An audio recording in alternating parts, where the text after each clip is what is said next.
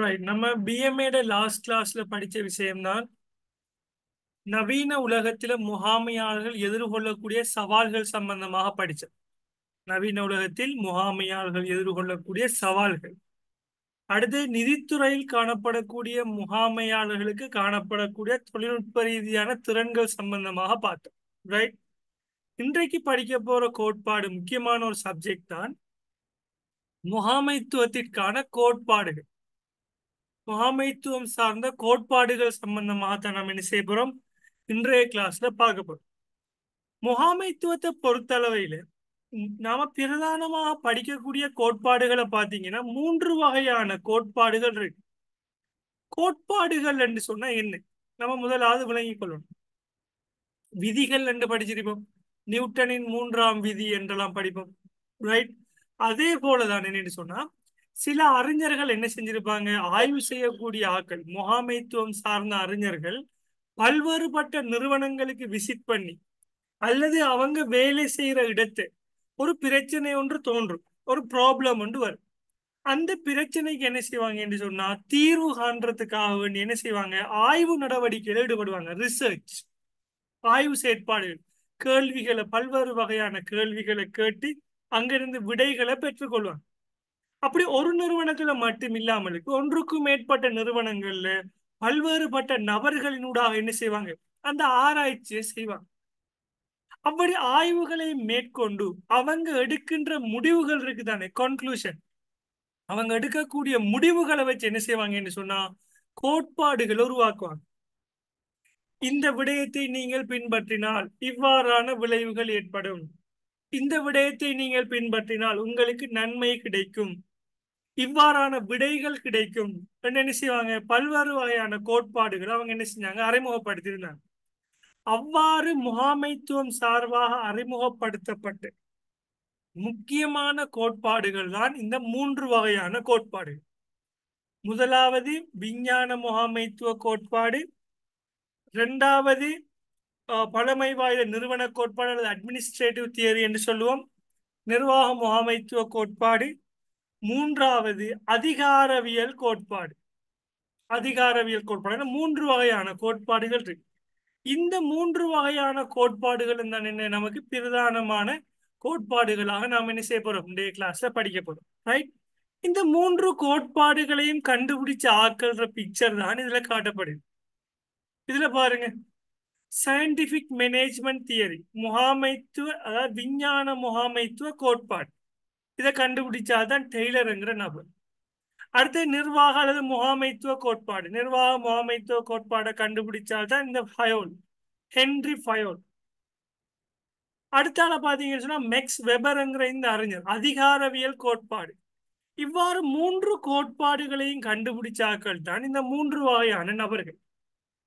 இதுல நாம படிக்கும் தான் இந்த முகாமைத்துவம்ங்கிற பாடம். இந்த முகாமைத்துவம்ங்கிற பாடத்துல நாம படிச்சிருக்கோம் தானே வரைவிலக்கண முகாமைத்துவம் என்றால் என்ன என்று சொல்லி, திட்டமிடல், ஒழுங்கமைத்தல், வழிப்படுத்தல், கட்டுப்படுத்தலினூடாக நிறுவனத்தின் நோக்கங்கள் இலக்குகளை என்ன செய்யப்படும், வளங்களை வினைத்திறனாகவும் விளைத்திறனாகவும் பயன்படுத்தி அடையப்படும். அந்த வரைவிலக்கணத்தை சொல்லி தந்தால் தான் யாரு, இந்த ஃபயோலுங்கிற நபர். திட்டமிடல், ஒழுங்கமைத்தல், வழிப்படுத்தல், கட்டுப்படுத்தல் தான் முகாமைத்துவம் என்று சொல்லி தந்தவர் தான் இந்த ஹென்ரி ஃபயோலுங்கிற நபர். இந்த நபர் முன்வைத்த நிர்வாக முகாமைத்துவ கோட்பாட்டை நாம் என்ன செய்யறோம், நாம படிப்போம். இவர் முன்வைப்பதற்கு முதல் என்ன செஞ்சாரு, இந்த டெய்லர்ங்கிற நபர் என்ன செஞ்சாருன்னு சொன்னா விஞ்ஞான ரீதியான கோட்பாடுன்னு முன்வைச்சார். அடுத்தது வெபருங்கிற அறிஞர் என்ன செஞ்சாருன்னு சொன்னா அதிகாரவியல் கோட்பாடுங்கிற ஒண்ணு முன்வைச்சார். இந்த 3 கோட்பாடுகளை தான் நாம் என்ன செய்ய போறோம், இன்றைய கிளாஸ்ல நாம் என்ன செய்ய போறோம், நாம படிக்க போறோம். ரைட். இதுல முதலாவது நாம படிக்க போற கோட்பாடு தான் விஞ்ஞான முகாமைத்துவ கோட்பாடு. விஞ்ஞான முகாமைத்துவ கோட்பாடு. ரைட். இப்ப உங்களுக்கு ஆரம்ப காலத்துல தெரிஞ்சிருக்கு, அதாவது மனிதர்கள் என்ன செஞ்சாங்க, தங்களது கைகளால் என்ன செஞ்சாங்கன்னு சொன்னா பொருட்களை உற்பத்தி செஞ்சாங்க. வெறும் கைகள், வெற்று கைகள் மாத்திரம்தான் இருந்துச்சு. பிறகு என்ன செஞ்சாங்க, கொஞ்சம் அட்வான்ஸா போய் கைகளால் வேலை செய்வதற்கு பதிலாக இயந்திரங்களை கொண்டு என்ன செஞ்சாங்க, அவங்களோட வேலைகளை மேற்கொண்டாங்க. இயந்திரங்களை மனிதர்கள் இயக்கினாங்க. மாட்டு வண்டியை போல, உதாரணமாக குதிரை வண்டியை போல. பிறகு என்ன செஞ்சாங்க, மனிதர்கள் இயக்கிய இயந்திரங்கள் என்ன செஞ்சாங்கன்னு சொன்னா மின்சாரம் எரிவாயு ஊடாக என்ன செஞ்சாங்க, மின்சாரம் எரிபொருட்கள் ஊடாக என்ன செஞ்சாங்க, தானாகவே இயங்குமாறு செஞ்சாங்க. சக்தி வலுக்களை பயன்படுத்தினாங்க. அதுலயும் மனித தலையீடு காணப்பட்டுச்சு. பிறகு என்ன செஞ்சாங்கன்னு சொன்னா மனித தலையீடுகளே இல்லாமலுக்கு ரொபோட்டிக் டெக்னாலஜியை பயன்படுத்தி என்ன செஞ்சாங்க, தற்போது ஆர்டிபிஷியல் இன்டெலிஜென்ஸ் கூட என்ன செய்யப்படுது, ஒவ்வொரு உற்பத்தி நடவடிக்கையும் இவ்வாறு மேற்கொள்ளப்படுது. அதாவது மனிதர்கள் தங்கள் வேலைகளை கைகளால் செய்வதற்கு பதிலாக இயந்திரங்களை கொண்டு என்ன செஞ்சாங்க உற்பத்தி நடவடிக்கையில் ஈடுபட்டதுக்கு பேரு தான் கைத்தொழில் புரட்சி என்று சொல்லுவோம். கைத்தொழில் புரட்சி நீங்க கிரேட் 10 11 எல்லாம் படிச்சிருப்பீங்க. பிரித்தானியாவில் பிரான்சிய புரட்சி, கைத்தொழில் புரட்சி எல்லாம் படிச்சிருப்பீங்க. இவ்வாறு மனிதர்கள் கைகளால வேலை செய்வதற்கு பதிலாக அவங்க என்ன செஞ்சாங்க, இயந்திரங்களை கொண்டு வேலை செய்ய உற்பத்தியின் அளவு அதிகரிச்சு. ஃபேக்டரிஸ், தொழிற்சாலைகள் எண்ணிக்கை அதிகரிச்சு. அங்க அதிகமான நபர்கள் வேலைக்கு சேர்ந்தாங்க. அதிகமான ஆயிரக்கணக்கான நபர்களுக்கு வேலை வாய்ப்பு கிடைச்சிச்சு. அப்ப இந்த ஆயிரக்கணக்கான நபர்களை எப்படி மேனேஜ் பண்றது? ஒரு கடைக்குள்ள ஒரு 10 பேர் இருந்தா அவரை மேனேஜ் பண்றது. அந்நேரம் சிசிடிவியும் இல்லை. இவங்களை மானிட்டர் பண்றதும் கஷ்டம். இவங்களை எவ்வாறு சூப்பர்வைஸ் பண்ணுவது? இவங்களோட உற்பத்தி திறனை எவ்வாறு அதிகரிக்கிறது? உற்பத்தி திறன் நாம படிச்சிட்டோம். இவங்களால வெளியீடு செய்யக்கூடிய உற்பத்தி பொருட்கள அளவு, வெளியீட்டின் அளவை எப்படி அதிகரிக்கிறது? இது தொடர்பாக என்ன செஞ்சார் என்று சொன்னா டெய்லர் என்கிற நபர் என்ன செஞ்சார், ஆய்வு செஞ்சார். ஆய்வு செஞ்சு விஞ்ஞான முகாமைத்துவ கோட்பாடு என்கிற ஒன்று என்ன செஞ்சாரு, இவர் கண்டுபிடிச்சார். அப்ப விஞ்ஞான முகாமைத்துவ கோட்பாடுல முதலாவது தெரிஞ்சுக்கொள்ளணும் நாம விஞ்ஞானம் என்றா என்ன. விஞ்ஞானம் என்றா என்னன்னு சொன்னா சயின்ஸ் என்று சொன்னா எத்தனை தடவை நீங்கள் டெஸ்ட் பண்ணி பார்த்தாலும் ஒரே முடிவுதான் கிடைக்கும் என்றால் அது என்ன, அது விஞ்ஞானம். இப்ப உதாரணமாக இலகுவா சொல்றது மின்சாரத்தை பொறுத்தளவையில மின்சாரம் இலங்கையில உற்பத்தி செய்யப்படுற மின்சாரமும் ஒன்றுதான், அமெரிக்காவில் உற்பத்தி செய்யப்படுகின்ற மின்சாரம் ஒன்று. ஒரு டெஸ்ட், ஒரு ஆய்வு, ஒரு பரீட்சிப்பை நீங்க என்ன செய்ய போறீங்கன்னு சொன்னா இலங்கையில மேற்கொண்டாலும் ஒரே விளைவு தான் கிடைக்கப்பெற வேண்டும், இந்தியாவில் மேற்கொண்டாலும் என்ன ஒரே விளைவு தான் கிடைக்கப்பெற வேண்டும். அவ்வாறு ஒரே முடிவுகள் கிடைக்க பெற்றால் எத்தனை தடவை சோதித்தாலும் அதை நாம் என்ன செய்வோம், சாதாரணமாக விஞ்ஞானம் சொல்லுவோம். அப்ப டெய்லர் என்ன சொன்னாருன்னா இந்த ஊழியர்களை எல்லாம் உற்பத்தி திறன் அதிகரிக்கிறது எப்படி, இந்த ஊழியர்களை எல்லாம் முகாமைத்துவம் செய்யறது எப்படி என்பது தொடர்பாக என்ன செஞ்சாரு, ஆய்வு செஞ்ச ஒரு முடிவெடுத்தார். என்ன முடிவெடுத்தார் என்று சொன்னா எந்த ஒரு செயலை செய்வதாக இருந்தாலும் நிறுவனத்துல உற்பத்தி செயற்பாடா இருந்தாலும் சரி, ஆட்களை நியமிக்கிறதா இருந்தாலும் சரி, ரைட், எந்த ஒரு செயற்பாடாக இருந்தாலும் விஞ்ஞான ரீதியான கோட்பாடுகளை கொண்டுதான் என்ன செய்யணும், அந்த செயற்பாடுகளை செய்ய வேண்டும். விஞ்ஞான ரீதியான இன்னொரு விஷயம் கேள்வி கேட்கிறது. இது சரியா பிழையா, இது வெளியீடு சரியாக வருமா பிழையாக வருமா, ஏன் இதை நாம செய்யறோம், எதற்கு இதை செய்யறோம் என்று என்ன செய்யணும் என்று சொன்னா கேள்வி கேட்டு ஒரு ஆய்வு செய்துதான் அந்த செயற்பாட்டை மேற்கொள்ளணும். அவ்வாறு செயற்பட்டோம் என்று சொன்னா நமக்கு நம்மளோட உற்பத்தி திறன் அதிகரிக்கும் என்கிறத டெய்லர் கண்டுபிடிச்ச. அப்படி கண்டுபிடிக்கப்பட்ட கோட்பாடு தான் விஞ்ஞான முகாமைத்துவ கோட்பாடு, ரைட். இந்த கோட்பாட்டுல பாத்தீங்கன்னு சொன்னா இந்த இருக்கிற விஷயம் டெய்லரின் கோட்பாடானது ஊழியர்கள் ஒரு குறிப்பிட்ட பணியை செய்ய நியமிக்கப்பட வேண்டும். ஒரு வேலையை செய்யறதுக்கு என்ன செய்யணும், ஒரு குறிப்பிட்ட அளவான ஆட்கள் குறிப்பிட்ட பணியை நீங்க என்ன செய்யணும் அவங்கள்ட்ட ஒப்படைக்கும். ஒப்படைச்சு போட்டு அந்த வேலையை எவ்வாறு வினைத்திறனாக மேற்கொள்ள முடியும் என்கிறது என்ன செய்யணும், விஞ்ஞான ரீதியாக என்ன செய்யணும் கேள்வி கேட்டு அதை கண்டுபிடி, ரைட். அதுக்கு பிறகு அந்த கண்டுபிடிச்சதுக்கு பிறகு முகாமையாளர்கள் அவர்களை வேலை செய்ய சொல்லி போட்டு அவங்க என்ன செய்யணும் நேரடியாக கண்காணிக்க வேண்டும். கண்காணிக்கிறதோட அவங்களுக்கு தேவையான சம்பளத்தை என்ன செய்யணும் வழங்க வேண்டும் என்று சொல்லி டெய்லர் சொன்னார். ஒரு குறிப்பிட்ட ஒரு வேலையை நீங்க உருவாக்குறீங்க, இந்த அக்கவுண்டிங் பொசிஷனை உருவாக்குறீங்கன்னு சொன்னா அந்த பொசிஷன் என்ன செய்யணும், அதுக்குரிய வேலைகளை உருவாக்கி அதை ஒப்படைக்கணும் குறிப்பிட்ட ஆட்கள். அந்த வேலையை இலகுவாக எவ்வாறு செய்ய முடியும்ங்கிறது என்ன செய்யணும், அதை சயின்டிபிக் ரீதியாக கண்டுபிடிக்கணும். கண்டுபிடிச்சு போட்டு முகாமையாளர்கள் அதை ஊழியர்கள்ட்ட ஒப்படைச்சு போட்டு அவ்வாறு சும்மா இருக்கக்கூடாது, என்ன செய்யணும் அவங்களை நன்றாக கண்காணிக்க வேண்டும். கண்காணிச்சதுக்கு பிறகு என்ன செய்யணும்? அவங்க செய்கின்ற வேலைக்கு என்ன செய்யணும்? அவங்களுடைய செயற்திறனின் அடிப்படையில் அவங்களுக்கு சம்பளம் வழங்க வேண்டும். உதாரணமாக, ஒரு பாடசாலையில படிப்பிக்கிற ஆசிரியருக்கும் 1 லட்சம் ரூபாய் தான் சம்பளம், படிப்பிக்காத ஆசிரியருக்கும் 1 லட்சம் ரூபாய் தான் சம்பளம் என்ற என்ன வித்தியாசம் இல்லை. ஆனா டெய்லர் என்ன சொன்னாரு? ஒரு ஊழியர் செயற்திறனின் அடிப்படையில நீங்க என்ன செய்யுங்க, அவங்களுக்கு சம்பளம் வழங்க என்று சொன்னார். இவ்வாறு சகல செயற்பாடுகளையும் விஞ்ஞான ரீதியாக ஆய்வு செய்யறதுக்கு பேரு தான் என்ன? விஞ்ஞான முகாமைத்துவ கோட்பாடுன்னு சொல்லி சொல்லுவோம். விஞ்ஞான முகாமைத்துவ கோட்பாடு. Right. இப்ப டெய்லர் என்ன செஞ்சார் என்று சொன்னா 4 வகையான தத்துவங்களை முன்வைச்சார். இந்த விஞ்ஞான முகாமைத்துவ கோட்பாட்டின்படி டெய்லர் என்ன செஞ்சார் என்று சொன்னா 4 வகையான என்ன கோட்பாடுகளை முன்வைச்சார். அந்த கோட்பாடுகளை தான் நம்ம பார்க்கணும். Right. இந்த கோட்பாடுகளை பாருங்க.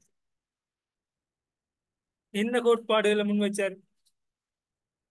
ஒவ்வொரு செயற்பாட்டினையும் செய்வதற்கு சிறந்த முறையினை தீர்மானிப்பதற்கான உண்மையான ஒரு விஞ்ஞான முகாமைத்துவத்தை கட்டியெழுப்புதல் வேண்டும்.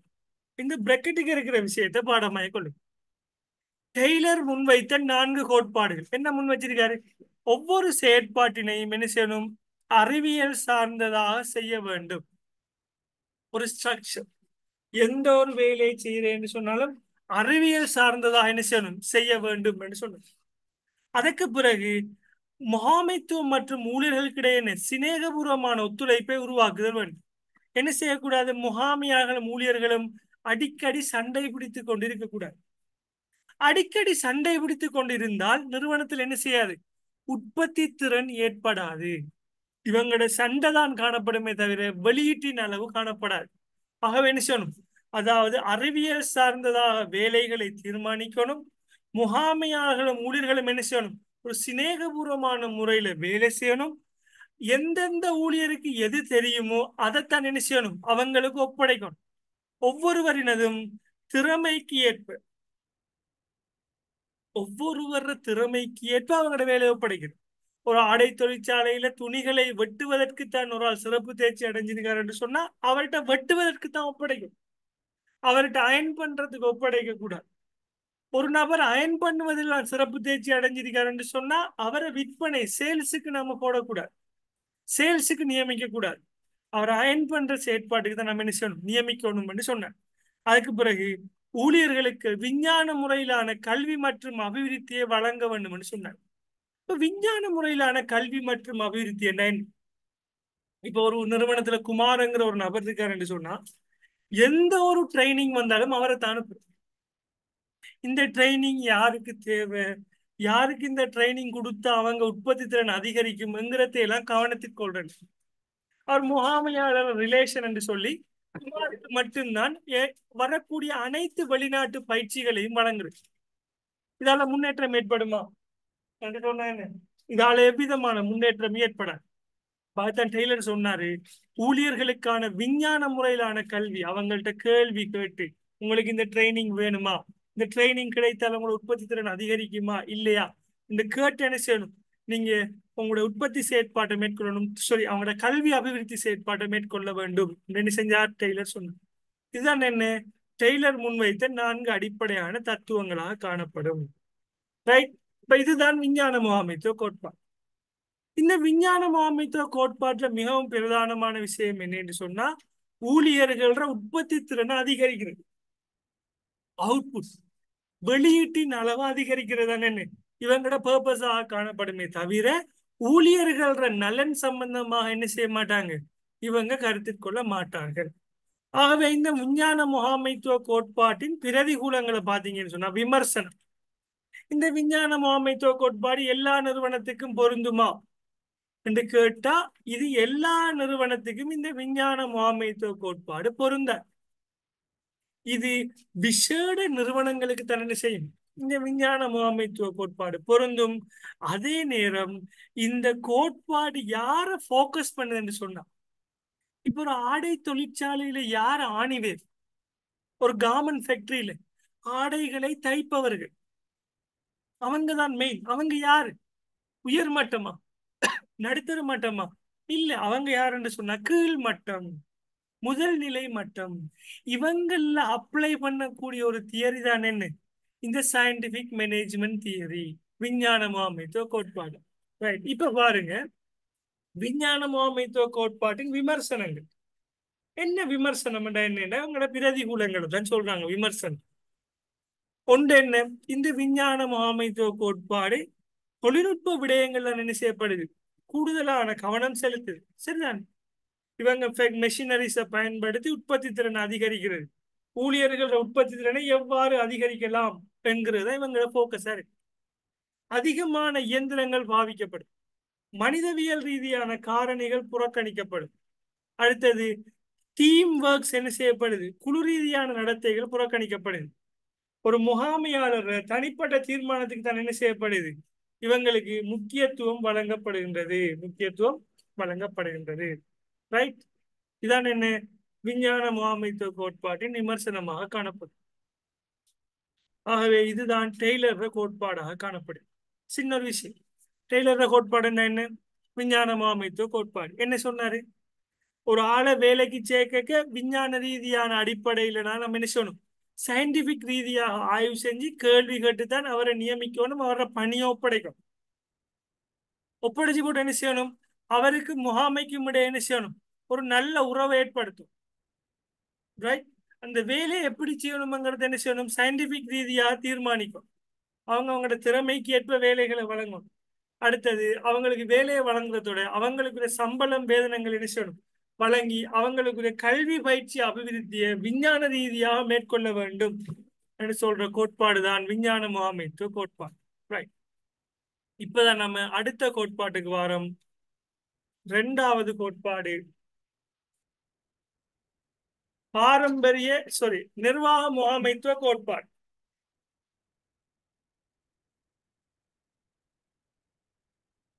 இதுக்கு இன்னொரு பேரு பாரம்பரிய நிறுவன கோட்பாடுன்னு சொல்லுவாங்க, நிர்வாக முகாமைத்துவ கோட்பாடுன்னு சொல்லுவாங்க, அட்மினிஸ்ட்ரேட்டிவ் மேனேஜ்மெண்ட் தியரி.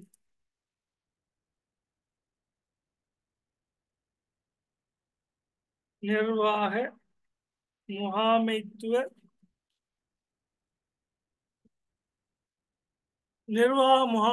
கோட்பாடு. ஏ லெவல் படிக்கிறார்கள் இருந்தீங்க, லெவல் 1க்கு பிறகு உங்களுக்கு என்ன செய்யப்படுது, ஏ லெவல்ல இந்த விடயங்கள் எல்லாம் காணப்படுது. ரைட்.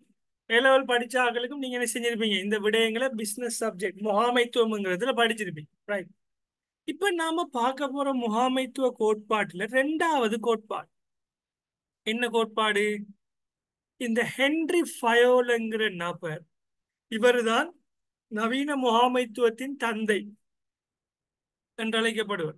பொதுவான முகாமைத்துவத்தின் தந்தை, பொருளியலின் தந்தை யார், அடம் ஸ்மித் என்று சொல்ற மாதிரி முகாமைத்துவத்தின் தந்தை யார் என்று கேட்டா ஹென்றி ஃபயோலை தான் எல்லாரும் சொல்லுவாங்க. இந்த ஹென்றி ஃபயோல் என்ன சொன்னாரு தான் என்ன, முகாமைத்துவ கோட்பாடு, நிர்வாக முகாமைத்துவ கோட்பாடு. ஹென்றி ஃபயோல் என்ன சொன்னார், ஒன்றுமில்லை, நிறுவனங்கள்ல எந்த செயற்பாடை மேற்கொள்றேன்னு சொன்னாலும், எந்த ஒரு வளங்களை பயன்படுத்துறேன்னாலும், நிறுவனத்துல நோக்கம் இலக்கை அடையும் முகமாக திட்டமிட்டு ஒழுங்கமைத்து வழிப்படுத்தி கட்டுப்படுத்துவதனூடாக அதை அடைந்து கொள்ளுதல் என்று சொன்னவர் தான் இந்த ஹென்றி ஃபயோல்ங்கிற நபர். இந்த ஹென்றி ஃபயோல் என்ன சொல்லியிருந்தார் என்று சொன்ன, இதற்கு மேலதிகமாக 14 விடயங்களை முன்வைச்சார், 14 எண்ணக்கருக்களை முன்வைச்சார். ஒரு நிறுவனம் தண்ட நோக்கத்தையும் இலக்குகளையும் அடைய வேண்டுமாக இருந்தால் இந்த 14 எண்ணக்கற்களையும் என்ன செய்யணும், அவங்க பின்பற்ற வேண்டும். எந்த ஒரு நிறுவனம் இந்த 14 எண்ணக்கருவை பின்பற்றுகின்றதோ அந்த நிறுவனம் என்ன செய்யும், வெற்றி அடையும் என்று சொல்லி அவர் ஆய்வுல கண்டுபிடிச்சார். அப்படி கண்டுபிடிக்கப்பட்ட 14 கோட்பாடுகளை தான் நம்ம என்ன செய்ய போறோம், ஹென்றி ஃபயோலின் கோட்பாடுகள், ஹென்றி ஃபயோலின் எண்ணக்கருக்கள் என்ன செய்ய போறோம், நாம பார்க்க போறோம். ஹென்றி ஃபயோலினால் முன்வைக்கப்பட்ட எண்ணக்கருக்கள் என்று பார்க்க போறோம். இது கஷ்டமான விஷயமே, லேசான விஷயம். 14 விஷயத்தை முன் வச்சார். இங்க பாருங்க, 1 தொடக்கம் 14 வரைக்கும் இங்க இங்கிலீஷ்லயும் இருக்கு. 1 தொடக்கம் 14 வரைக்கும் என்ன செய்யப்படுது, நம்ம தமிழ்லையும் போட்டிருக்கு. ரைட்.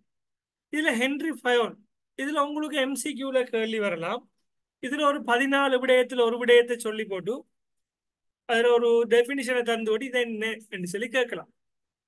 ரைட். அந்த 14 விடயங்களை இந்த நம்ம என்ன செய்ய போறோம் இந்த பாடத்துல பார்க்க போறோம். அப்ப ஹென்றி ஃபயோடினால் முன்வைக்கப்பட்ட 14 எண்ணக்கருக்கள், 14 விடயங்கள். எந்த ஒரு நிறுவனம் இந்த 14 விடயத்தையும் அப்ளை பண்றாங்களோ அவங்க என்ன செய்வாங்க, வெற்றி அடைவாங்க என்று அவர் சொன்னார். நாம பேசிட்டு இருக்கிறது பிள்ளைகள் ஒரு 5 பேர் 6 பேர் 10 பேரை கொண்ட நிறுவனத்துக்கு அல்ல. 1000 பேர் 500 பேர் 600 பேர், அதாவது நூற்றுக்கணக்கான ஆட்கள் மனித வளங்கள் இருக்கக்கூடிய நிறுவனங்கள். அந்த நிறுவனங்கள் சம்பந்தமாக தான் பார்த்துருக்கு. ஒரு ஆடை தொழிற்சாலை சம்பந்தமாக தான் பார்க்க. எந்த ஒரு நிறுவனத்திலையும் ஹென்றி ஃபயோல் என்ன சொன்னார் என்று சொன்னா தொழிற்பிரிப்பினை மேற்கொள்ள வேண்டும் என்று சொன்னார். தொழிற்பிரிப்பு, எந்த ஒரு நிறுவனம் தொழிற்பிரிப்பை மேற்கொள்ளுதோ அது வெற்றி அடையும் என்று சொன்னார். அது எப்படி தொழிற்பிரிப்பு என்ன? ஒரு வேலை ஒரு ஆள் செய்யாமலுக்கு ஒன்றுக்கு மேற்பட்ட நபர்களுக்கு ஒப்படைத்து அந்த வேலையை முடிச்சாங்க என்று சொன்னா அதை தொழிற்பிரிப்புன்னு சொல்லும். தொழிற்பிரிப்பு அதிகரிக்க அதிகரிக்க சிறப்பு தேர்ச்சி என்ன செய்யும், அதிகரிக்கும். சிறப்பு தேர்ச்சி கூட கூட என்ன நடக்கும், நிறுவனங்கள் வளங்கள் விரயங்கள் எல்லாம் குறைவடைந்து வெளியீட்டின் அளவு அதிகரிக்கும். நிறுவனம் என்ன செய்யும், சந்தையில சக்சஸ் ஆகும். அதைத்தான் என்ன சொன்னாரு ஹென்றி ஃபயோல் சொன்னார். 14 விடயத்திலே நிறுவனங்கள் தொழிற்பிரிப்பினை பின்பற்ற வேண்டும். அதே நேரம் அதிகாரம் பொறுப்பு சம்பந்தமாகவும் சொல்லியிருந்தார். அதிகாரம் பொறுப்புண்டா என்ன? அதிகாரம் என்ன பிள்ளை, ஒரு நபருக்கு கட்டளையிடுவதற்கான உரிமை. ஜனாதிபதி ஒரு ஒரு நபரை கூப்பிட்டு, ஒரு கவர்மெண்ட் ஆபீஸ்ல இருக்கக்கூடிய ஒரு உயர் அதிகாரியை கூப்பிட்டு இந்த வேலையை செய்யவும் என்று சொல்றாரு என்று சொன்னா அது என்ன, ஜனாதிபதி என்ன செய்யறாரு, ஒரு உத்தியோகத்தருக்கு ஒரு கட்டளை எழுதுறார், இந்த வேலையை செய் என்று சொல்லி அவரை பணிக்க. அப்படி கட்டளையிட்டால் அது என்ன, ஜனாதிபதிக்கு காணப்படக்கூடிய அதிகாரம் என்று சொல்லுவார், ஒத்தோரிட்டி என்று சொல்லுவார். அப்ப அதிகாரம் என்றா என்ன, கட்டளையிடலுக்கான உரிமை அல்லது கீழ்ப்படிதலை பெற்றுக்கொள்வதற்கான வலு அல்லது சக்தி என்று சொல்லுவோம். கட்டளையிடுவதற்கான உரிமை. அதிகாரம் என்றா என்ன, கட்டளையிடுவதற்கான உரிமை. அப்ப பொறுப்புண்டா என்ன பிள்ளை, பொறுப்புண்டா என்ன, ஒரு ஆளுக்கு என்ன செஞ்சிருக்கும் சொன்னா ஒரு அதிகாரத்தை வழங்கியிருப்பான். இப்ப பாடசாலையில் இருக்கிற அதிபர் என்ன செஞ்சிருக்காரு, ஒரு ஆசிரியருக்கு ஒரு ஒரு இதை ஒப்படைக்காரு, ஒரு அத்தாரிட்டியை கொடுக்காரு. ரைட். பாடசாலைக்கு என்ன செய்யணும், பாடசாலைக்கு சுற்றுலா செல்வதற்கான முழுமையான அதிகாரத்தை உங்களுக்கு ஒப்படைக்கும். சுற்றுலா சம்பந்தமான சகல வேலையை நீங்க பார்க்கலாம். எல்லாருக்கும் ஃபுல் அத்தாரிட்டியை கொடுக்க. அந்த அத்தாரிட்டி கிடைத்தால் என்ன செய்யணும், ஆஹ் அவர் அந்த அதிகாரத்தை வச்சு தனக்கு கிடைத்த பொறுப்பை என்ன செய்யணும், அவர் நிறைவேற்ற வேண்டும். அவரது கடப்பாடுகளை நிறைவேற்ற வேண்டும். அப்ப பொறுப்பு என்ன, ஒப்படைக்கப்பட்ட பணிகளை ஊழியர்களை கொண்டு செய்வதற்கான கடப்பாடு ஆகும். authority and responsibility. இப்ப போலீஸுக்கு என்ன செய்யப்படுது, அதிகாரம் காணப்படுது. ஹெல்மெட் இல்லாம போகக்கூடிய ஆட்கள் அவங்க என்ன செய்யறது, கேப்சர் பண்ணி நீதிமன்றத்துக்கு ப்ரொவைட் பண்றது அவங்களுக்கு வழங்கப்பட்ட அதிகாரம். எனி டைம் அவங்க எல்லா பைக்கையும் என்ன செய்யலாம், நிறுத்தி செக் பண்ணக்கூடிய அதிகாரம் சகல போலீஸ் ஆபீசர்ஸுக்கும் இருக்கு. டிராபிக் போலீஸுக்கு மேல சகலருக்கும் இருக்கு. அப்படி இந்த அதிகாரத்தை வச்சுட்டு அவங்க சாதாரணமா சும்மா இருக்கிற வீட்டு இல்ல, என்ன செய்யணும், அந்த அதிகாரத்தை என்ன செய்யணும், பயன்படுத்தி தனக்கு ஒப்படைக்கப்பட்ட கடமை என்ன செய்யணும், நிறைவேற்ற வேண்டும். அதுதான் என்ன அவங்களோட பொறுப்பு. அப்ப ஒரு அலுவலகத்துல உத்தியோகத்தர்களுக்கு அதிகாரமும் வழங்கப்பட வேண்டும், பொறுப்பும் வழங்கப்பட வேண்டும். பொறுப்பை விட அதிகாரம் கூடயும் இருக்கப்படாது, அதிகாரத்தை விட என்ன செய்யப்படாது, பொறுப்பு குறைய இருக்கையும் கூடாது. ரெண்டும் எப்படி இருக்கணும், சமனாக காணப்படல் வேண்டும். authority and responsibility should be same, சமனாக காணப்படும். அப்படி சமனாக காணப்படாட்டி என்ன, ஃபெயிலியர். உதாரணமாக 1,00,000 ரூபாய் வரைக்கும் நீங்க சில்லறை காசுகளை செலவு செய்ய முடியும் என்று உங்களுக்கு அதிகாரம் தந்தா, அது தந்து போட்டு 1,50,000 ரூபாயோட பர்ச்சேசிங்க செஞ்சுட்டு வாங்க என்று சொன்னா அது செய்யறதுக்கான அதிகாரம் இருக்கா, இல்லை. உங்களுக்கு 1,00,000 வரைக்கும் தான் கொள்வனவு செய்யறதுக்கு அனுமதி இருக்கு. 1,50,000 என்று போனா என்ன, அது இல்லீகல். அப்ப அதிகாரமும் பொறுப்பும் என்ன செய்யப்பட வேண்டும், நிறுவனங்களில் ஒப்படைக்கப்பட வேண்டும் என்று சொல்லி ஹென்றி ஃபயோல் சொன்னார். அதே போல ஒழுக்கமா இருக்கணும் என்று சொன்னார். எந்த ஒரு நிறுவனத்துல ஒழுக்கம் இருக்கோ அந்த நிறுவனம் முன்னேறும் என்று சொன்னார். ஒரு முகாமையாளர் ஒரு ஆர்டரை பண்ணினா, இப்ப ஒரு பாடசாலை எடுத்துக்கொள்ளுங்களும் பிள்ளை, பாடசாலையில அதிபர் ஒரு ஆர்டர் போட்டா டீச்சர்ஸுக்கு, டீச்சர்ஸ் அதை பின்பற்றும். டைமுக்கு ஆபீஸுக்கு வாங்கன்னா டைமுக்கு ஆபீஸுக்கு வரும். பிள்ளைகள்கிட்ட சொல்றாங்க டைமுக்கு பாடசாலைக்கு வாங்கன்னா டைமுக்கு பாடசாலைக்கு வரும். அப்படி நம்ம டைம் மேனேஜ்மெண்ட் செய்கிறது, டீசெண்டாக இருக்கிறது, நல்ல வார்த்தைகளை பயன்படுத்தி கதைக்கிறது, முகாமையாளர் சொல்ற வேலைகளை செய்யறதுக்கு பேரு தான் டிசிப்ளின் என்று சொல்லுவோம், ஒழுக்கம் என்று சொல்லுவோம். எது சரியானதோ நாம் என்ன செய்யணும், அதைத்தான் செய்யும். பிழையானதை என்ன செய்யக்கூடாது, செய்யக்கூடாது என்கிறது தான் ஒழுக்கம். இந்த ஒழுக்கம் என்ன செய்யணும், எல்லாரும் பின்பற்ற வேண்டும் என்று சொன்னோம். அடுத்தது கட்டளைகளின் ஓரினத்தன்மை காணப்பட வேண்டும். இது என்ன சொன்னாருன்னு சொன்னா, ஹென்றி ஃபயோல் இருக்காரு தானே, ஒரு கம்பெனிக்கு போய் கண்டுபிடிச்ச விஷயம் இல்லை. இதெல்லாம்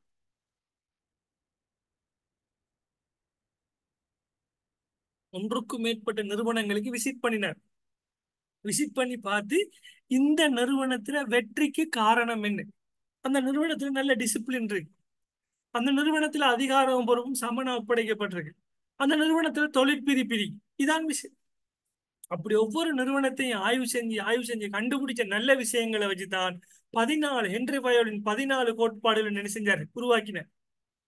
அப்போ ஒரு நிறுவனத்துக்கு என்ன செய்யணும், ஒரு நிறுவனத்துக்குள்ளே மதிப்பு செலுத்துதல், கீழ்ப்படிதல் அவசியமாகும். ஒழுங்கீனமான முறையில் இருந்தா நிறுவனம் என்ன செய்யாது, முன்னேற்றம் அடையாது என்று சொன்னார். இப்ப கட்டளையிடல் இன்னொரு நல்லா பாருங்க பிள்ளை, இந்த பிக்சரை பார்த்தா உங்களுக்கு விளங்கும். ஊழியர்களுக்கு ஒரு முகாமையாளர்கிட்ட இருந்துதான் ஆர்டர் வரும். வந்தா தான் என்ன செய்வாங்க, அவங்க அதை பின்பற்றுவாங்க. ஒரு முகாமையாளர்கிட்ட இருந்து ஆர்டர் வராமல் இருக்கு, 2 முகாமையாளர்கிட்ட இருந்து ஆர்டர் வருது.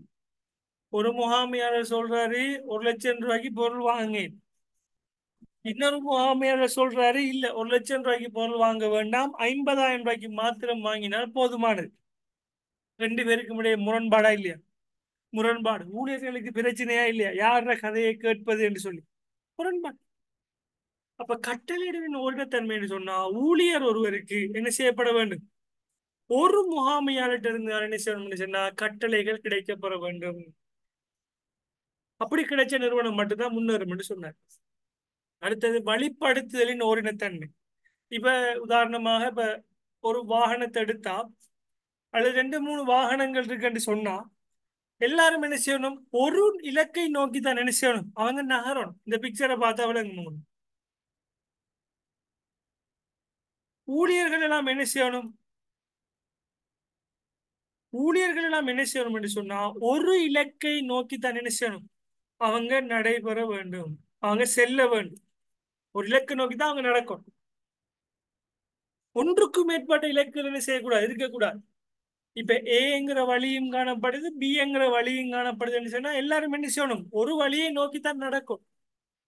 அப்பதான் ஏதாவது ஒரு வெற்றி கிடைக்கும். இல்ல கொஞ்சம் பேர் இஞ்சால கொஞ்சம் பேர் அங்கால பிரிஞ்சு பிரிஞ்சு போனாங்கன்னா என்ன, இலக்கை என்ன செய்ய முடியாது, இறுதி வரை அடைய முடியாமல் போகும் என்கிறது தான் ஹென்றி ஃபயோலும் சொன்னார். அடுத்தது பொதுவான நோக்கத்துக்கு தான் என்ன செய்யணும், முன்னுரிமை வழங்க வேண்டுமே தவிர தனிப்பட்ட நோக்கங்களுக்கு அல்ல. இப்ப இது என்ன கேஸ் என்ற புள்ளியில் பாத்தீங்கன்னா, இப்ப நிறுவனத்துல பிரதான பொதுவான நோக்கம் என்ன, நம்ம ஆரம்பத்திலே படிச்ச பொதுவான நோக்கம் என்ன, பங்குதாரர்களோட நலனை உச்சப்படுத்து, அதாவது லாபத்தை உச்சப்படுத்தி பங்குதாரர்களுக்கு பிரிச்சு கொடுக்கிறது கம்பெனிகள். இதுதான் என்ன, லாபத்தை உழைக்கிறது, சந்தையில நம்ம வண்ணம் வாரு, இதுதான் அவங்களோட பொதுவான நோக்கம், சந்தையில் வெற்றி அடையுது. இதனை தவிர்த்து ஊழியர்களுக்கு என்ன செய்யறேன், விழா வைக்கிறேன், ஃபங்க்ஷன் வைக்கிறேன், அவங்களோட வெட்டிங்குக்கு போறேன், அவங்களோட பர்த்டே ஃபங்க்ஷனுக்கு போறேன், அவங்களோட சம்பளம் சம்பந்தமான பிரச்சனைகள், இதெல்லாம் என்ன, 2ஆம் பட்ச நோக்கம், முதன்மை நோக்கம் இல்லை, 2ஆம் நிலை நோக்கம். அப்ப ஹென்றி ஃபயோலும் என்ன சொன்னார்ன்னு சொன்னா, முதன்மை நோக்கத்துக்கு தான் என்ன செய்யணும், முன்னுரிமை வழங்க வேண்டுமே தவிர 2ஆம் பட்சமான நோக்கத்துக்கு என்ன செய்யக்கூடாது, முன்னுரிமை வழங்கினீங்கன்னு சொன்னா நீங்க என்ன செய்ய மாட்டீங்க, வெற்றி அடைய மாட்டீங்கன்னு சொன்னார். அடுத்தது அவங்களுக்குரிய சம்பளத்தை என்ன செய்யணும், நியாயமான முறையில கொடுத்துடணும். வேலை செஞ்சாக்களுக்கு சம்பளத்தை கொடுக்காம விடையும் கூட, வேலை செய்யாமலுக்கு என்ன செய்யப்படாது, சம்பளம் கொடுக்கவும் கூடாது. அதான் ஹென்றி பெவல் சொன்னான். அவங்க எந்த அளவுக்கு நமக்கு எஃபோர்ட் போட்டு வேலை செஞ்சிருக்காங்களோ அவங்களுக்கு நியாயமான சம்பளத்தை வழங்குங்க என்று சொல்லியிருந்தேன். அடுத்தது மையப்படுத்து. மையப்படுத்தல என்ன, எல்லாரும் சேர்ந்து வேலை செய்யறது, இந்த சென்ட்ரலைசேஷன். எல்லா ஊழியர்களும் சேர்ந்து நீங்க ஒன்றாக வேலை செய்தால் என்ன செய்யப்படும், அதுல வெற்றி கிடைக்கும். ஆனா எல்லாரும் ஒன்றா சேராமலுக்கு வேறு வேறாக நீங்க வேலை செஞ்சீங்கன்னா என்ன, உங்களுக்கு வெற்றி கிடைக்காது என்று சொன்னார். இந்த இருக்கு பாருங்க, நபர்களினுடைய முயற்சியினை சிறப்பாக பயன்படுத்துறதுக்கு பேரு தான் என்ன, சென்ட்ரலைசேஷன், மையப்படுத்தல் என்று சொல்லுவோம். மையப்படுத்து. அதிகார சங்கிலி. அதிகார சங்கிலி என்ன என்ன, நீங்க லெவல் 1ல பாத்துருக்கீங்க. இந்த அதாவது ஒரு பாடசாலை எடுத்தா அதிபருக்கு கீழே பிரதி அதிபர், பிரதி அதிபருக்கு கீழே செக்ஷனல் ஹெட், செக்ஷனல் ஹெட் கீழே வகுப்பாசிரியர், வகுப்பாசிரியருக்கு கீழே மாணவ தலைவன்.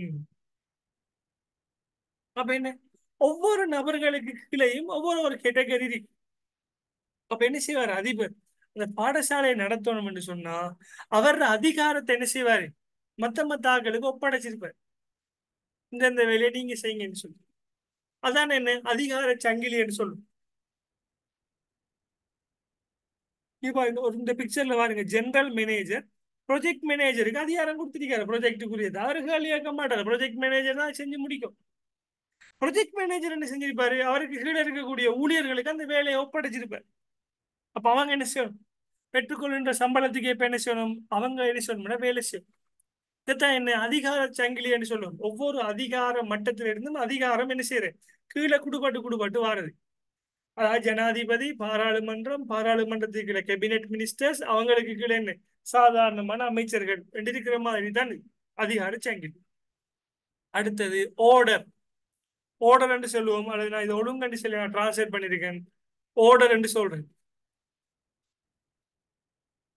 இந்த பிக்சரை பாருங்க, right thing, right place, right time. அதான் இதுல சொல்றாங்க ஓர்டர் என்று சொல்லி. சரியான நேரத்துல சரியான இடத்துல வளங்களை ஒழுங்காக வைக்க வேண்டும் என்று சொல்ற கோட்பாடு தான் என்ன, இந்த ஓர்டர்ங்கிறது சொல்றது. சரியான டைம்ல, ரைட் டைம்ல, ரைட் பிளேஸ்ல, ரைட் திங், சரியான பொருளை நாம வைக்க வேண்டும், பயன்படுத்த வேண்டும் என்று சொல்றதுதான் இந்த என்ன, ஒழுங்கு என்று சொல்ற விஷயம். இது சரியான முறையில நடக்குமா இருந்தால் வளங்கள் என்ன செய்யப்படும், வினைத்திறனாக பயன்படுத்தப்படும். எந்த நிறுவனம் இதை ஒழுங்காக பின்பற்றுகின்றதோ அந்த நிறுவனம் வெற்றி அடையும் என்று சொன்ன. அடுத்து சமத்துவம். இந்த பிக்சரை பாருங்க பிள்ளைகள், சமத்துவம். சமத்துவம் என்ற என்ன, இதுதான் சமத்துவம். கருப்பு வெள்ளை, சாதி, மொழி, இனம், நாடு, இந்த வேறுபாடுகள் எதுவுமே இல்லாமலுக்கு தான் என்ன செய்யணும், நிறுவனங்கள் தொழிற்பட வேண்டும். அவ்வாறு தொழிற்பட்டால் மாத்திரம்தான் நிறுவனம் வெற்றி அடைய முடியும் என்று சொன்னார். இப்ப அமெரிக்காவுல பாத்தீங்கன்னா கடந்த காலங்கள்ல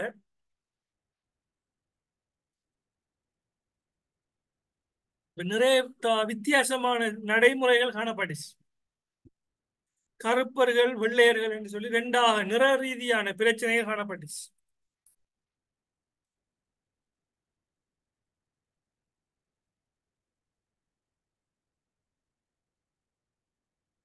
இப்ப நீங்க நிறைய திரைப்படங்களை பார்த்திருப்பீங்க.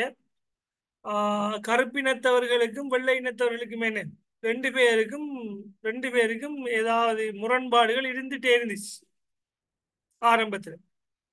ஏன், இவங்களுக்கு என்று சொல்லி தனிய டாய்லெட் இருந்துச்சு, பிளாக் டாய்லெட்ஸ், ஒயிட் டாய்லெட்ஸ். இப்ப நீங்க பார்த்தா விலங்கு, நான் தேடி காட்டுறேன்.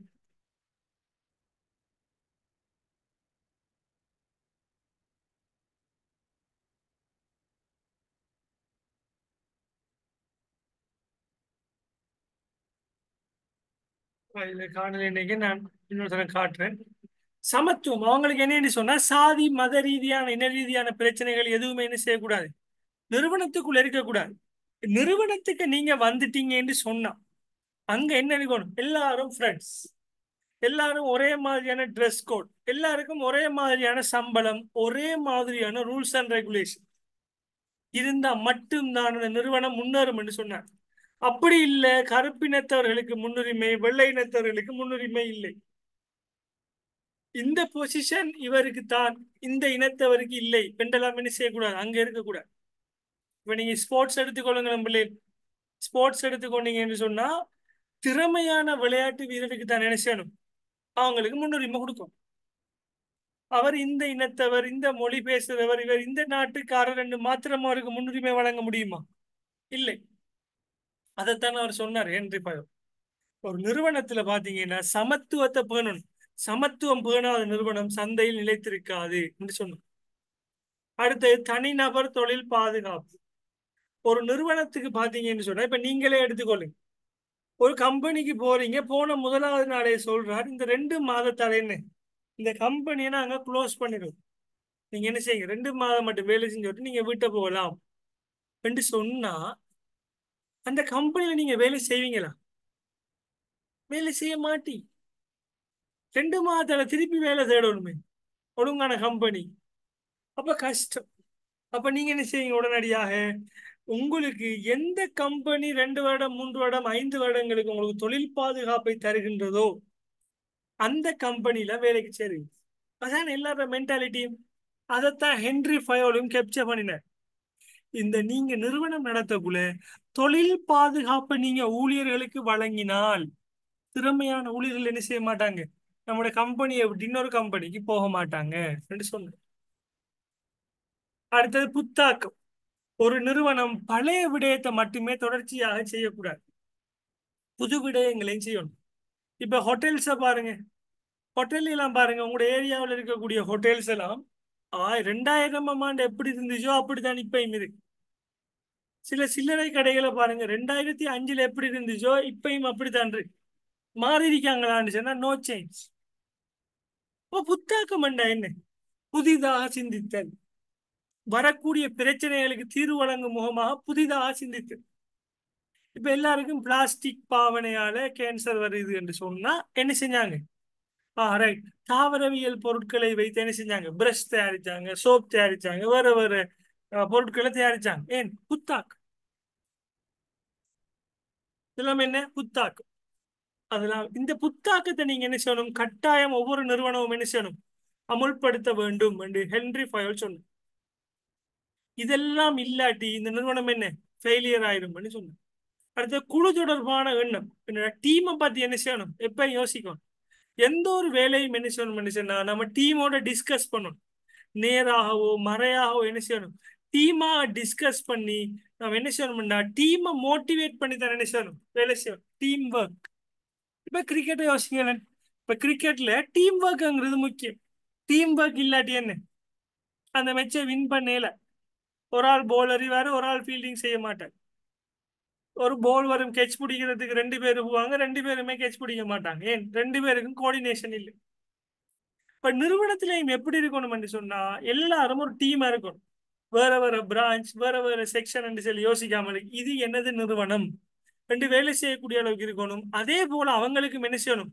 அவங்களுக்கு இடையேயும் கம்யூனிகேஷன் எல்லாம் என்ன செய்யணும்? சரியாக இருக்க வேண்டும். அவ்வாறு இருந்தால் அந்த நிறுவனம் என்ன செய்யும்? வெற்றி அடையும் என்று சொல்லி ஹென்றி ஃபயோல் சொன்னார். அதுதான் என்ன பிள்ளைகள், இந்த ஹென்றி ஃபயோல் 14 எண்ணக்கருக்கள் அதாவது 14 கோட்பாடுகள் என்று சொல்ற விஷயம். இதுல என்ன என்று சொன்னா நீங்க ஒவ்வொன்றையும் வாய்ச்சு வாய்ச்சு என்ன செய்யணும்? விளங்கி வச்சிருக்கோம். தொழிற்பிரிப்பண்ட என்ன, அதிகாரம் பொறுப்பண்ட என்ன, அதிகாரம்லாம் வந்துருக்கு. இப்படி ஒரு கட்டளை இடுவதற்கான உரிமை டேஷ் எனப்படும் என்று வந்திருக்கு பார்ட் ஏழு. என்ன? அதிகாரம் அல்லது வலி என்று சொல்லுவாங்க. இதெல்லாம் என்ன எம்சிக்குள்ள வந்த கேள்விகள். ரைட். இப்ப நாம பார்க்க போற இறுதியான ஒரு விஷயம் தான் கடைசி கோட்பாடு. நாம பார்க்க போறது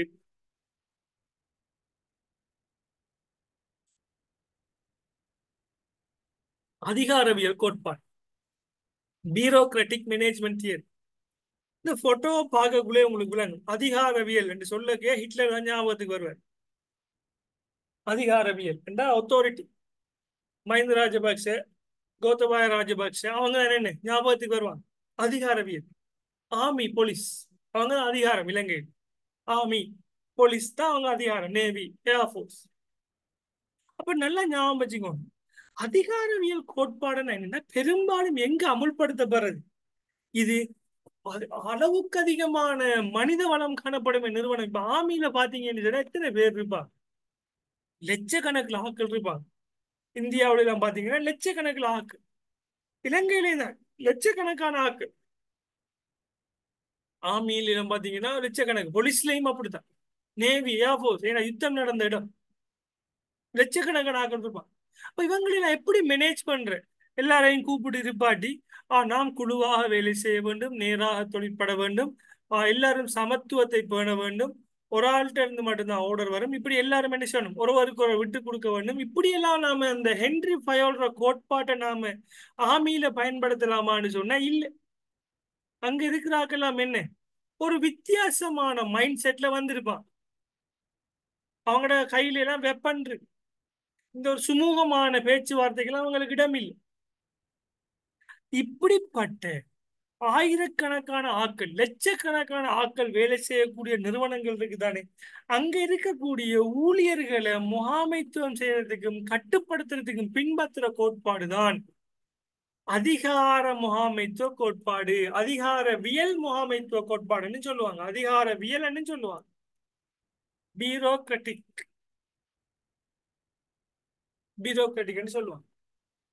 இதுல பாருங்க, இந்த கோட்பாட்டுல எப்படி இருக்கும்னு சொன்னா எழுத்திலான அதிகமான நிபந்தனைகளும் சட்டங்களும் என்ன செய்யப்படும்? காணப்படும்.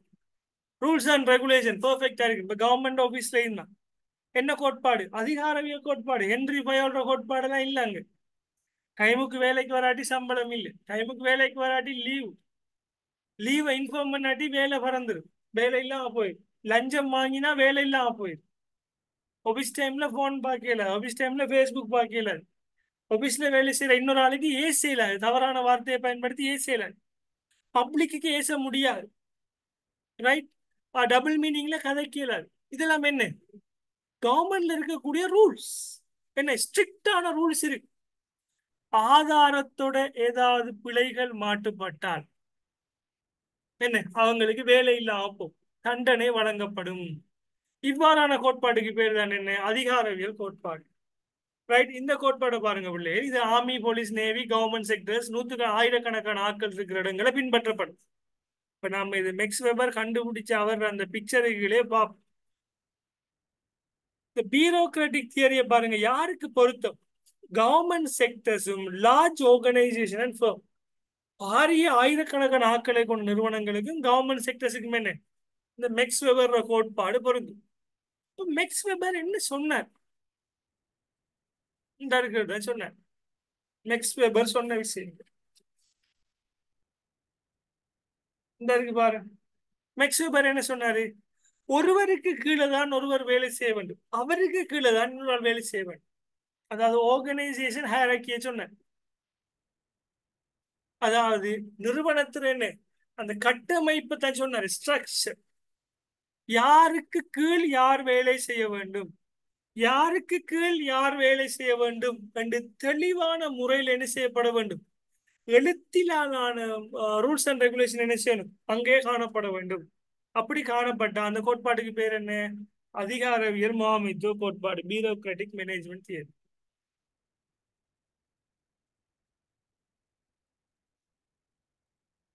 இந்த பிக்சரை பார்த்தா விளங்கும். இவர் சொன்ன அதிகாரவியல்ல என்ன விடயங்கள் இருக்கு? ஆர்மியை எடுத்துக்கொள்ளுங்க. அதிகாரவியல் கோட்பாடுக்கு நம்ம லேசா கவர்மெண்ட் செக்டர் எடுத்துக்கொள்ளலாம், இல்லாட்டி போர்சஸ் எடுத்துக்கொள்ளலாம். அங்க என்ன இருக்கும்? அங்க சிறப்பு தேர்ச்சி காணப்படும். ஏன்? ஒரு வேலைக்கு ஒரு ஆள் போனாருன்னு சொன்னா, இப்ப பேங்க்ல கெஷியர் வேலைக்கு போனாருன்னு சொன்னா அவர் பென்ஷனுக்கு போக மாட்டேங்குது, கெஷியர் தான். கண்டா என்ன? சிறப்பு தேர்ச்சி. ஒரு வேலையை தொடர்ச்சியாக நீண்ட நாள் செய்வதற்கான வாய்ப்பு கிடைக்கும். அடுத்து அதிகாரம் வகைப்படுத்தப்பட்டிருக்கு. யார் யாருக்கு என்ன அதிகாரம் என்று வகைப்படுத்தப்பட்டிருக்கு. அங்க ரூல்ஸ் அண்ட் ரெகுலேஷன்ஸ் இருக்கு. நபர் சாரா தன்மை. இப்ப பாருங்க, உங்களோட பாடசாலையில படிப்பிக்கிற ஒரு ஆசிரியர் இறந்துட்டார். ஏன்னா பாடசாலையை மூடி போட்டு அடுத்த வேலையை பார்ப்பீங்களா? இனிமேல் படிக்க முடியாது, பாடசாலை நடக்காதுன்னு சொல்லி இல்ல. ஒரு ஆள் இல்லை என்று சொன்னா அடுத்த நாள் அடுத்த ஆள் வேலைக்கு வரும். எதுவுமே செய்யல. அதான் என்ன நபர்சாரா தன்மை ஒன்று அங்கே காணப்படும். இப்ப நீங்க உங்களுக்கு வேலை தெரிய மாட்டதுக்கான இல்ல இந்த வேலைக்கு சம்பளம் கூட்டி தராட்டி நான் இந்த வேலையை செய்ய மாட்டேன்னு ஆகிய பண்ணல. என்ன செய்வாங்க? கவர்மெண்ட் உங்களை வேலையை விட்டு நிப்பாட்டி போட்டு அடுத்த ஆள் எடுத்துருவாங்க. ஏன்? நீங்க நபர்சாரா தன்மையோட வச்சிருப்பாங்க அவங்க. அங்கே நியமன அதிகாரிகள் காணப்படுவாங்க, தொழில் அதிகாரிகள் காணப்படுவாங்க, ஃபுல் டைமா வேலை செய்கிற ஆட்கள் காணப்படுவாங்க. ஒவ்வொரு ஆளுக்கும் என்ன செய்யப்படும்? ஒவ்வொரு பிரிவுகள் என்ன செய்யப்படும்? காணப்படும். இவ்வாறு காணப்படுறதான் என்ன? இந்த அதிகாரவியல் கோட்பாடு. இப்ப நாம படிக்க போற விஷயம் தான் அதிகாரவியல் கோட்பாட்டுல அதிகாரத்தின் வகைகள். அதிகாரத்துல வகை மூன்று வகையான அதிகாரங்கள் இருக்கு. மூன்று வகையான அதிகாரம். ஒன்று என்ன? மாதிரி அதிகாரவியல், ட்ரெடிஷனல் என்று சொல்லுவோம். இரண்டாவது பிரதிநிதித்துவ அதிகாரவியல். மூணாவது தண்டனைகளை உருவாக்கும் அதிகாரவியல். Right. நம்ம இப்ப மூன்றாவது விஷயத்தை பார்த்தோம். இப்ப ஆர்மியில பாருங்க, ஆர்மியில இருக்கிற ஒரு அதிகாரவியல் என்னன்னு சொன்னா இந்த வேலையை செய்யாட்டி உங்களுக்கு தண்டனை வழங்கப்படும். இந்த சட்டத்தை மீறினால் உங்களுக்கு பனிஷ்மெண்ட் வழங்கப்படும். ஸ்ட்ரிக்டான ரூல்ஸ் இருக்கு. அவ்வாறு காணப்பட்டால் அது என்ன அதிகாரவியல்? அது தண்டனைகளை உருவாக்கும் அதிகாரவியல் என்று சொல்லுவோம். ஏன்? அதிகாரவியல் மூலம் பயம் ஏற்படுத்தப்பட்டு என்ன செய்யப்படுது? மக்கள் அந்த விதிகளை பின்பற்றுகின்றார்கள். இப்ப வடகொரியாவில எல்லாம் பாத்தீங்க என்று சொன்னா கிங் ஜாங் உங் என்ற ஒரு ஆள் இருக்க. அவர நாட்டுல ஸ்ட்ரிக்டான ரூல்ஸ். நீங்க யூடியூப்ல எல்லாம் பார்க்கலாம். ஸ்ட்ரிக்டான ரூல்ஸ் இருக்கு. பெண்கள் என்ன செய்யணும்? ஒரே மாதிரி முடிவெட்டணும். திருமணம் முடிச்ச பெண்களுக்கு ஒரு ஸ்டைல், திருமணம் முடிக்காத ஒரு பெண்களுக்கு ஸ்டைல். ஆண்கள் எல்லாருக்கும் ஒரே மாதிரி முடிவெட்டும். கட்டாயம் என்ன செய்யணும்? அவங்களோட செய்தியை தான் கேட்கணும். நம்ம திரைப்படங்கள் எல்லாம் என்ன செய்யலாம்? அங்க பார்க்கல. அது இன்டர்நெட் இல்ல. வெளிநாட்டு ரேடியோ சேனல் கேட்கல. இலங்கையில 2010ஆம் ஆண்டு வந்த திரைப்படத்தை அவங்க இப்பதான் புதுப்படம் நினைச்சு பார்ப்பாங்க. ஏன்னா அவங்க சிடி கடையெல்லாம் இல்லை, இன்டர்நெட் இல்லை, பென் டிரைவ்ல எங்கேயாவது இருந்து ஒளிச்சு ஒளிச்சு எடுத்து பார்க்கறதா. இப்ப நம்ம போதைப் பொருட்கள் எவ்வாறு பயந்து பயந்து பயன்படுத்துறாங்களோ விற்பனை செய்யறாங்களோ அதே போலதான் அந்த நாட்டுல திரைப்படங்கள். கையில பைபிள் கொண்டு போயிடாது, வேறு மதங்களை பின்பற்றலாது. ஸ்ட்ரிக்டான ரூல்ஸ். இந்த ரூல்ஸை ஃபாலோ பண்ணாட்டி அவங்களுக்கு தண்டனை வழங்கப்படும்ங்கிற அதிகாரவியல் தான் தண்டனைகளை உருவாக்கும் அதிகாரவியல். அப்ப பிரதிநிதித்துவ அதிகாரவியல் என்ன? இது என்ன என்று சொன்னா இது என்னுடைய நிறுவனம், எந்த நிறுவனத்தை நான் பாதுகாக்க வேண்டும், எந்த நிறுவனத்தின் நலனுக்காக வேண்டி நான் செயற்பட வேண்டும் என்று சொல்லி ஊழியர்கள் எல்லாம் சேர்ந்து என்ன செய்யறாங்க? அந்த நிறுவனத்துல ரூல்ஸ் அண்ட் ரெகுலேஷன்ஸை பாதுகாக்க. அப்படி பாதுகாத்தாங்கன்னு சொன்னா அது பிரதிநிதித்துவ அதிகாரவியல்.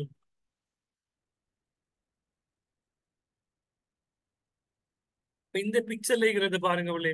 மகாத்மா காந்தி இருக்காருன்னு சொன்னா மகாத்மா காந்தி சில ரூல்ஸ் அண்ட் ரெகுலேஷன்ஸ் சொல்லியிருப்பார்.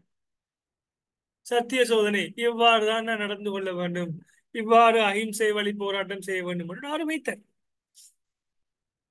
அவர் இருக்காரு, அவர் காலம் சென்றார், அவரை கொலை செஞ்சிட்டார்.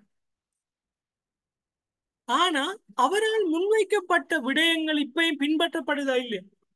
பின்பற்றப்படுது. ஏன்? யாரால? அந்த சத்திய சோதனை என்ன செய்யறாங்க என்று சொன்னா விதிகளை யார் பாதுகாக்காங்க? அந்த நிறுவனத்தில் இருக்கிறார்கள் எல்லாரும் பாதுகாக்க. இது என்னுடைய நிறுவனம், என்னுடைய நிறுவனத்துக்கான பாதுகாப்பை நான் தான் செய்ய வேண்டும் என்று நினைக்கிறாங்கடா. ஊழியர்களாகவே முன் வந்து ஊழியர்கள் பிரதிநிதியாக என்ன செய்றாங்க? மாறி அவங்க அந்த ரூல்ஸ் அண்ட் ரெகுலேஷன்ஸை பாதுகாக்க. அப்படி பாத்தீங்கன்னு சொன்னா அது என்ன அதிகாரவியல்? பிரதிநிதித்துவ அதிகாரவியல். ரைட். அடுத்து மாதிரி அதிகாரவியல் என்று சொன்னா இது அந்த பரம்பரை பரம்பரை வாரு. இப்ப முதியோர்களுக்கு கண்ணியம் செய்தல் வேண்டும். இல்ல நீங்க முதியோர்கள் வந்தா என்ன செய்வீங்க? டக்குன்னு கொஞ்சம் எழும்பி நின்று அவங்களை கொஞ்சம் ரெஸ்பெக்ட் பண்ணி பேசுவீங்க. உங்களுடைய எல்டர்ஸ், வயோதிபர்கள். யாரும் சொன்னியா உங்கள்ட்ட ரூல்ஸ்? உங்கள்ட்ட யாரும் சொல்லி தந்தியா? உங்களுக்கு மரியாதை செய்யாட்டி அவங்கள போலீஸ் கொண்டு போகும்னு சொன்னவங்களா? பயங்காட்டினவங்களா? தண்டனை அதிகாரவியலா? இல்ல. இதன் என்ன மாதிரி அதிகாரவியல் ட்ரெடிஷனல். இது காலாதிகாலமா அப்படி பின்பற்றப்பட்டு வாருது.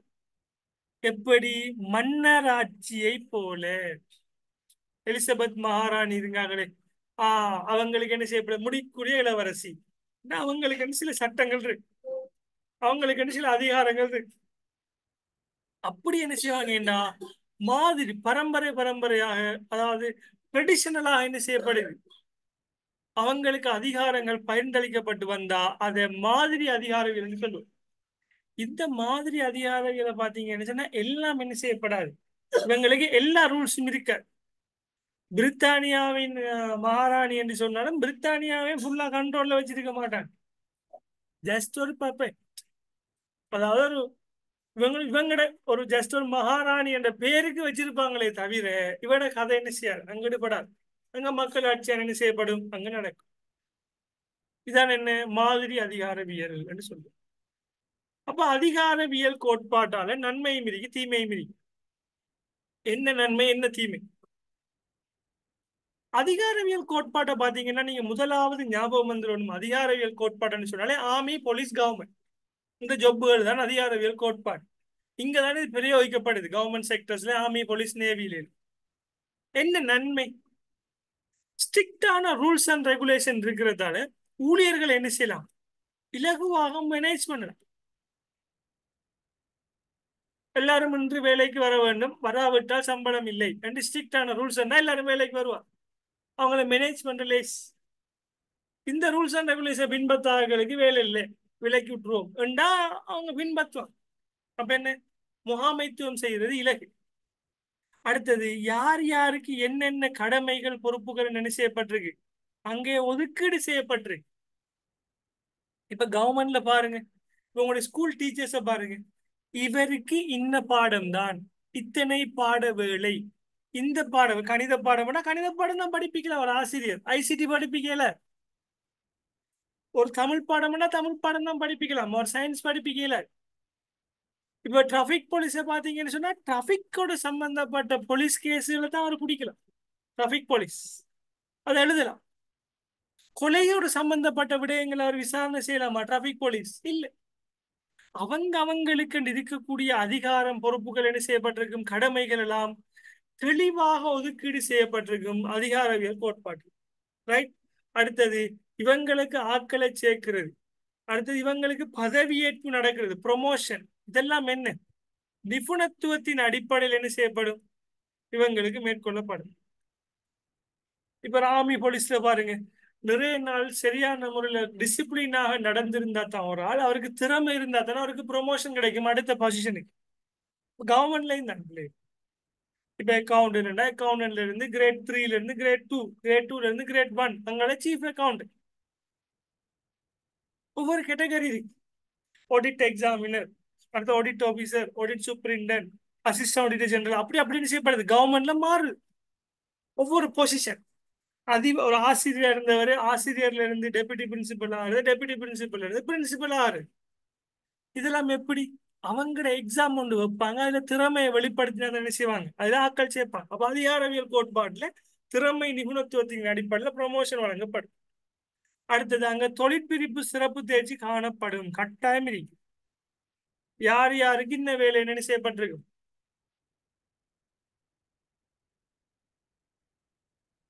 தொழிற்பிரிப்பு காணப்படும். விலகிச் செல்லும் ஊழியர்களுக்கு விரைவாக பதிலீடு மேற்கொள்ளப்படும். விலகிட்டு போறாங்கன்னு சொன்னா அவர்களுக்கு விரைவாக பதிலீடு மேற்கொள்ளப்படும்.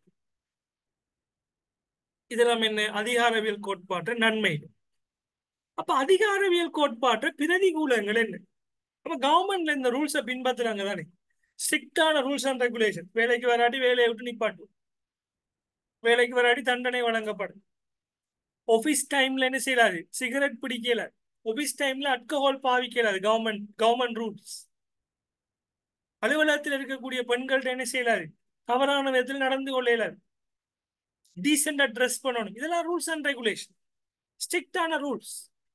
இந்த அதிகாரவியல் கோட்பாடு நன்மை இருக்கு. ஓகே, நம்ம நன்மையை பார்த்துட்டோம். இதெல்லாம் நன்மைகள். தீமைகள் என்ன? தீமைகள் என்னன்னு சொன்னா அதிகமான கட்டுப்பாடு, சுயமாக ஒரு வேலை செய்யல, ஸ்ட்ரிக்டான ரூல்ஸ். 7:30 மணிக்கு ஸ்கூல்னா 7:30 மணிக்கு ஸ்கூல். ஸ்ட்ரிக்டான ரூல். 8 மணிக்கு வந்தாலும் அவருக்கு சிவத்த கோட்டால என்ன செஞ்சிருவாங்க, அவருக்கு லீவ் ஒன்று போட்டுருவாங்க. ரூல்ஸ். அவர் எவ்வளவுதான் விடிய விடிய படிப்பிச்சாலும் லீவு தான் அந்த ஆசிரியருக்கு பாடசாலை. ஸ்ட்ரிக்டான ரூல்ஸ். அதிகரித்த காகித வேலை. இப்ப பாருங்க பிள்ளைகள், கவர்மெண்ட்ல நீங்க ஒரு பர்த் சர்டிபிகேட் எடுக்க டிஎஸ் ஆபீஸுக்கு போங்க. என்ன செய்யணும் நீங்க? முதலாவது அங்க போய் பர்த் சர்டிபிகேட் எடுக்கிற பிரிவெங்கன்னு தேடி கண்டுபிடிக்கும். அங்க போய் ஒரு அப்ளிகேஷன் ஃபார்ம் எடுக்கும். அதை ஃபில் பண்ணி நீங்க என்ன செய்யணும்? கொடுக்கும்போது காசு கட்டும். காசு கட்டினா ஒரு ரிசிப்ட் தருவான். வருவான் அந்த அப்ளிகேஷன் ஃபார்மை வாங்கி வச்சு அதுல டிக் பண்ணி என்ன செய்வாங்க, அந்த ரிசிப்டுக்கு ஒரு கார்பன் காப்பி இருக்கு. நீங்க என்ன எவ்வளவு கட்டிருக்கிறீங்கன்னு கார்பன் காப்பி இருக்கு. அதுக்கு பிறகு உங்களை ஒரு ஈவினிங் ஒரு 2 ஹவர்ஸ் 3 ஹவர்ஸ் அதில் வர சொல்லுங்கன்னு சொல்லுவான். வர சொல்லுவான். அப்போ போனீங்கன்னு சொன்னா உங்களுக்குரிய பர்த் சர்டிஃபிகேட்டை பிரிண்ட் எடுத்து அதில் ஃப்ரேங்க் பண்ணி தருவாங்க. தரும்போது என்ன செய்வாங்க, இந்த நபருக்கு இந்த பர்த் சர்டிஃபிகேட் கொடுத்தாச்சுன்னு என்ன செய்வாங்க, உங்கள்ட்ட சிக்னேச்சர் வாங்கி எடுப்பாங்க. இப்ப எத்தனை பேப்பர் பயன்படுத்தப்படுது பாருங்க. வேலைக்கு எத்தனை பேப்பர் பயன்படுத்தப்படுது? அதிகமான பேப்பர். அப்ப அதிகரித்த காகித வேலை என்ன செய்யப்படுது? கவர்மெண்ட்ல காணப்படுது. அதை தவிர்த்து கொள்ளையில விஷயம். இப்ப தற்போது கவர்மெண்ட் பேப்பர்லெஸ் டிரான்சாக்ஷன்களை கொண்டு வராங்க, ஆன்லைன் டிரான்சாக்ஷன். ஆனா இப்ப என்ன, அப்படி இல்லை. இப்ப நீங்க பேங்கை பார்த்து கொள்ளுங்களேன். பேங்க்ல, கவர்மெண்ட் பேங்க் என்ன செய்யணும்? காசை வித்ட்ரா பண்றேன்னா ஸ்லிப், டிபாசிட் பண்றேன்னா ஸ்லிப், கார்பன் காப்பியோட சேர்த்து. அப்படி. அடுத்தது, இறுக்கமான நடைமுறைகள் புத்தாக்கத்தை என்ன செய்யுது? தடை செய்யுது. இறுக்கமான ரூல்ஸுக்கு இருக்கக்குள்ள நீங்க என்ன செய்ய மாட்டீங்க? சுதந்திரமா சிந்திக்க மாட்டீங்க. புதிதாக ஐடியா எடுக்க மாட்டீங்க. புதிய புதிய ஐடியாக்களை நீங்க உருவாக்கினாலும் அது நடைமுறைப்படுத்த அரசாங்கம் விடாது. இது அதிகாரவியல்ல பிரதிகூல். அடுத்தது, ஊழியர்கள் சிறப்பான முறையில வழிகாட்டப்படாதால ஊழியர்கள் என்ன செய்ய மாட்டாங்க? நிறுவனம் ரீதியான பற்றொண்டு இருக்க. இப்ப கவர்மெண்ட் இருக்கிறாங்கள பாருங்க, 4 வருடத்துக்கு ஒருக்கா அவங்களுக்கு டிரான்ஸ்ஃபர். ஒரு பாடசாலையில் இருந்தா பாருங்க, நீங்க படிக்கும் போதே எத்தனையோ ஆசிரியர்கள் புதிதாக வருவாங்க பாடசாலைக்கு, பாடசாலையை விட்டு வெளியே போயிடுவாங்க. என்ன, அவங்களுக்கு ஒரு பற்றொன்று காணப்படாது. ஏன்? இன்னொரு 4 வருஷத்துல எந்த ஸ்கூல் இல்லை, இது நான் இன்னொரு ஸ்கூலுக்கு தான் போகணும். வேண்டாம், அந்த ஸ்கூல் சம்பந்தமான பற்று இல்லை. அவங்க சரியான முறையில வழிநடத்தப்படுறல். அப்ப ஒரு பாடசாலையாக நிறுவனம் சார்பாக என்ன, அவங்களுக்கு இது என்னுடைய நிறுவனம், நான் முன்னேற்ற வேண்டும் என்கிற அந்த ஒரு ஆர்வம் ஒன்று இருக்கு. அடுத்தது, ஊழியர்கள் ஒரே வேலையை திருப்பி திருப்பி திருப்பி செய்யறதால அவங்களுக்கு என்ன, அலுப்பு சலிப்பு தன்மை ஒன்று ஏற்படுது. நெகிழ்ச்சி அற்றவர்களாக காணப்படுறாங்க. இப்ப நீங்க எல்லாரும் போஸ்ட் ஆபீஸுக்கு போயிருக்கிறீங்க. நீங்க பிராக்டிகலா கேக்கு. Post office. போஸ்ட் ஆபீஸ்ல பாருங்க பிள்ளை, ஒரு ஆள் வேலை என்ன, அவரத்துக்கு வரக்கூடிய முத்திரைகள், வரக்கூடிய என்வலப்புக்கு எல்லாம் முத்திரைகள் ஒட்டுறது, பிரிண்ட் பண்றது, ரெஜிஸ்டர் போஸ்ட்டுக்கு எழுதுறது. ஒரே வேலையை திருப்பி திருப்பி திருப்பி திருப்பி ஒரு 10 வருஷத்துக்கு செஞ்சிட்டு இருப்பார். அப்ப என்ன, எந்த விதமான மாற்றமும் இல்லை. அண்ணாந்து பார்த்து சிரிக்கவும் மாட்டாரு, கதைக்கவும் மாட்டாரு. என்ன செய்வார்? அவரோட வேலையை மட்டும் பார்த்துட்டு இருப்பார். நெகிழ்ச்சி அற்றவர்களாக மாறுவாங்க.